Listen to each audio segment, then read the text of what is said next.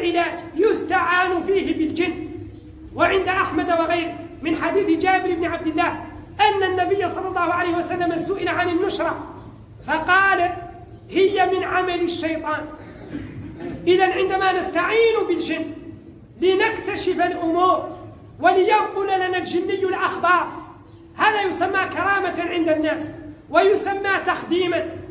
والذي يخدم الجن من الناس عنده مرتبة عالية، ولم يكن هذا هديا نبويا. ليس هنالك صحابي واحد خدم الجن، لم يكن الصحابة يتعاملون معهم البتة، بل منهم من دعاه رأيه من الجن إلى الإسلام، ولكنه لما دخل الإسلام تبرأ منه.